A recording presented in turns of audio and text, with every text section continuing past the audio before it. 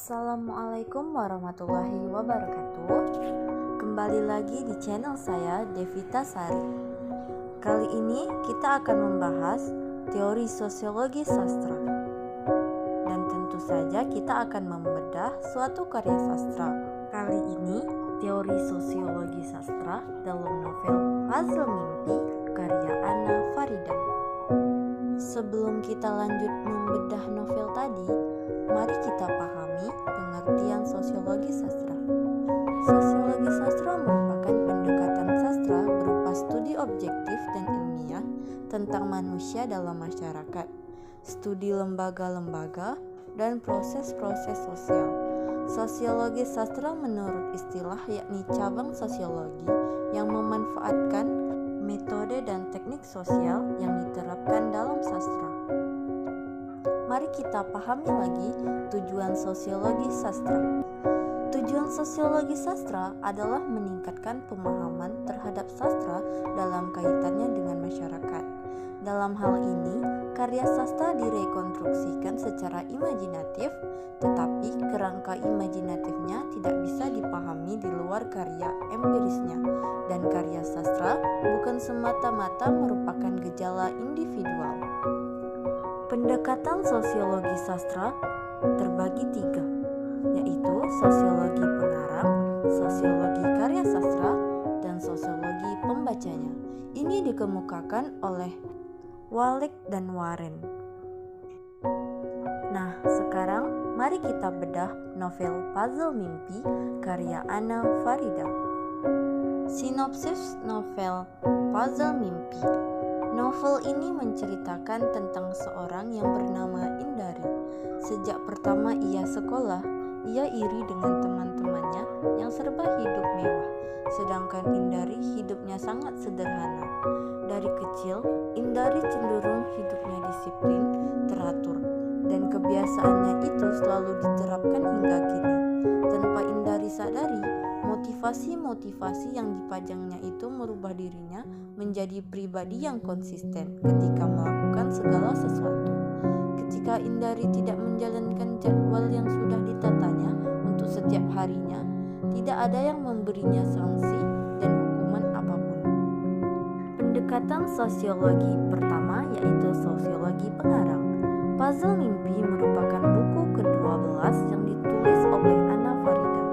Novel ini tercipta pada tahun 2012.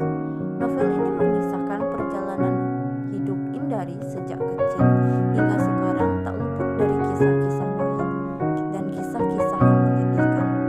Hidup sebagai orang kaya hanya dijalaninya sampai ia sekolah di taman kanak-kanak. Novel Puzzle Mimpi membawa pesan bahwa segala mimpi dan apa yang kita inginkan suatu hari dapat kita wujudkan dengan usaha yang sudah dilakukan. Meski bukan sekarang, bisa jadi nanti di saat yang tepat. Yang kedua, sosiologi karya sastra. Sosiologi karya sastra berdasarkan kehidupan sosial. Status sosial menjadi tolak ukur keberadaan seseorang diberlakukan dalam masyarakat. Keberadaannya akan semakin menunjukkan kelas sosialnya jika ia memiliki kedudukan yang penting, strategis, dihormati, disegani seperti strata pendidikannya, jabatan, serta perannya dalam masyarakat. Maka bisa dipastikan ia akan mendapatkan penghormatan. Kutipan pertama. Teman-temannya yang masih di dalam angkot membalas lambaiannya dengan semangat. Gadis itu teman yang menyenangkan, selalu menebar keceriaan di mana-mana, walau sebagian dari mereka tak pernah tahu di mana rumahnya.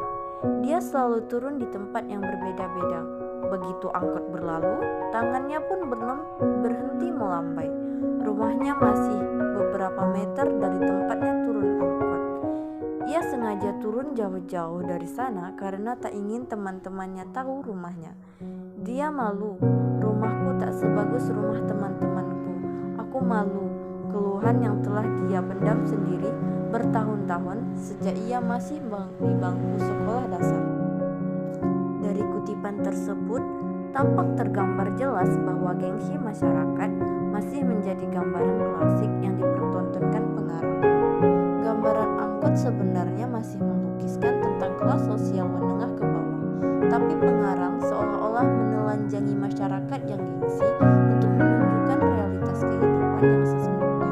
Tekanan batin pun turut diperlihatkan penulis pada kalimat penutup tokoh aku, menutupi kebenaran yang sesungguhnya sejak duduk di bangku SD, tentu dengan sejuta kebohongan di atas kebohongan lainnya.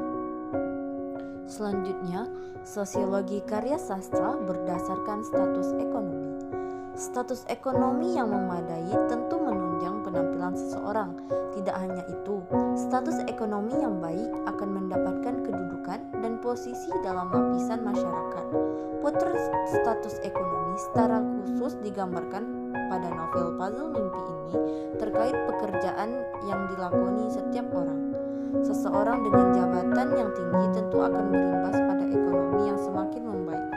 Hal lain yang menunjang akan kestabilan ekonomi adalah bagaimana konsisten dalam bekerja. Kutipan ke-8. Ayahku beberapa kali mengajakku berkunjung ke rumah rekan-rekan kerjanya.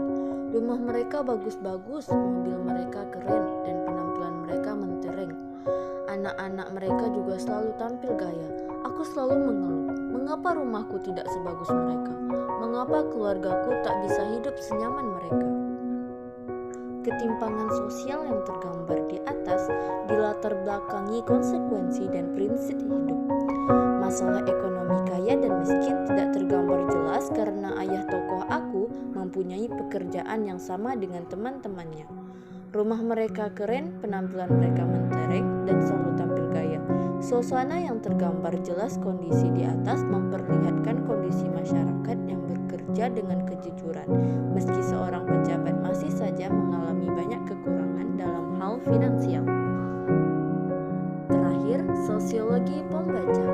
Konteks sosial sastrawan ada hubungannya dengan posisi sosial sastrawan dalam masyarakat dan kaitannya dengan masyarakat pembaca. Sastra sebagai cermin masyarakat menelaah sampai sejauh mana sastra dianggap sebagai pencerminan keadaan masyarakat. Nah, itulah tadi kajian teori sosiologi sastra dalam novel Puzzle Mimpi karya Anna Farida. Sampai di sini saja pembahasan kita tentang teori sosiologi sastra. Sampai jumpa di video selanjutnya dengan teori sastra yang lainnya. Assalamualaikum warahmatullahi wabarakatuh. Dadah.